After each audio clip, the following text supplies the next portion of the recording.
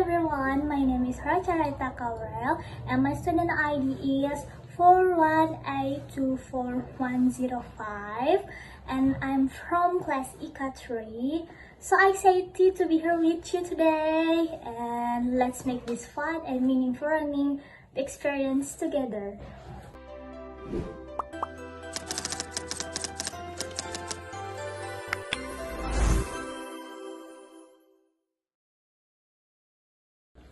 Nah everyone, pada kesempatan kali ini aku bakal ngebahas dan membedah salah satu buku yaitu Theory of Human Communication, Sosial Komunikasi tentang Budaya. Nah di sini aku ngambil 3 teori, yaitu ada teori diferensial, teori integratif, dan yang terakhir teori difusi inovasi. Nah sebelum masuk ke teorinya, teman-teman pernah nggak mengalami atau punya kerabat, teman, keluarga yang sering banget tuh pindah-pindah tempat, entah karena kerjaan, sekolah, atau karena krisis. Nah, teman-teman tahu nggak sih, saat mereka masuk ke budaya baru itu, mereka harus beradaptasi dan budaya yang mereka datangin itu akan berubah. Nah, akan aku jelasin dengan 3 teori ini ya.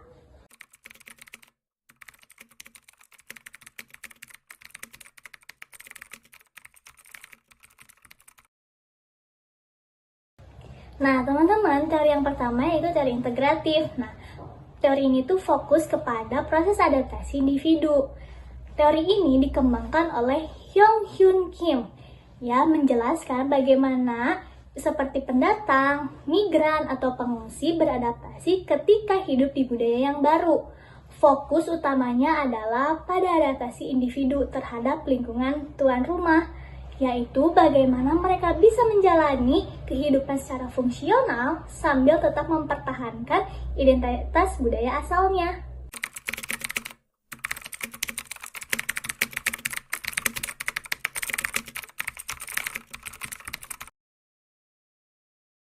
Nah, pada teori ini tuh terjadi 2 proses utama. Yang pertama, dekulturasi, yang artinya yaitu melepaskan kebiasaan dari budaya lama. Dan yang kedua itu akulturasi, kebalikannya, yang dimana mempelajari kebiasaan budaya baru.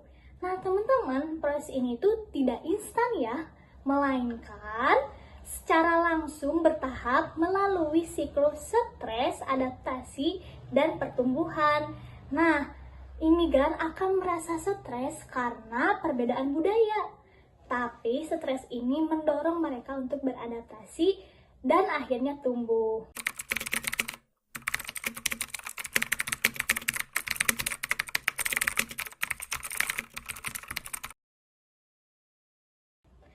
Nah, adaptasi yang berhasil ditandai dengan yang pertama, kebugaran fungsional, mampu menjalani hidup secara efektif. Yang kedua, kesehatan psikologis yang merasa sejahtera dan puas.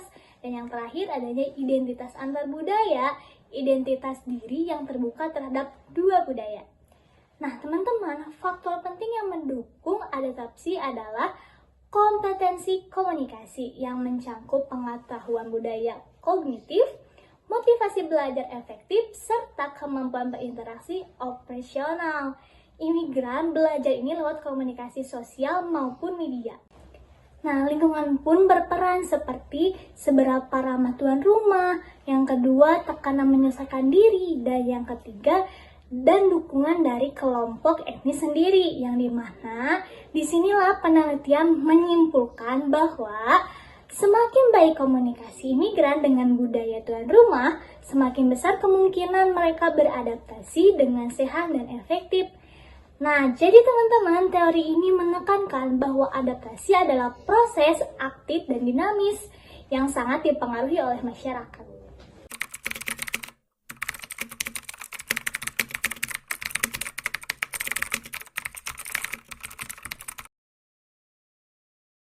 Yang kedua, teori diferensial oleh Antonio de la Garza dan Ken Ono.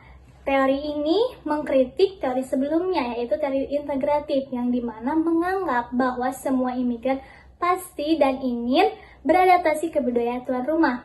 Utama teori ini adalah imigran tidak harus selalu berasimilasi, yang artinya bisa memilih bagaimana ingin beradaptasi, mungkin menyesuaikan diri, menolak, atau hidup di antara dua budaya.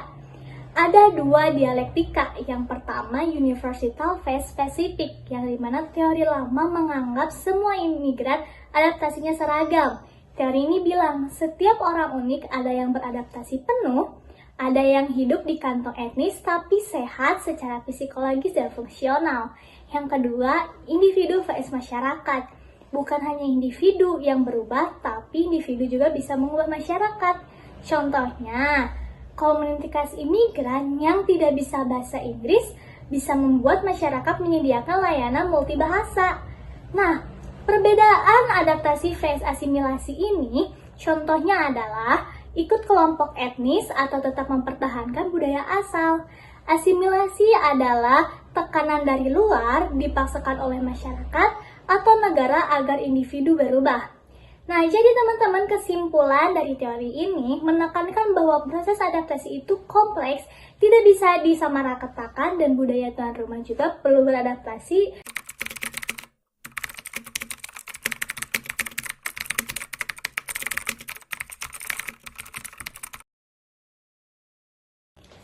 Teori difusi inovasi dikembangkan oleh Everett Rogers. Teori ini menjelaskan bagaimana ide, teknologi, atau praktik baru menyebar di masyarakat. Difusi artinya penyebaran inovasi dari satu pihak ke pihak lain melalui komunikasi. Tujuannya mempercepat perubahan sosial melalui adopsi inovasi.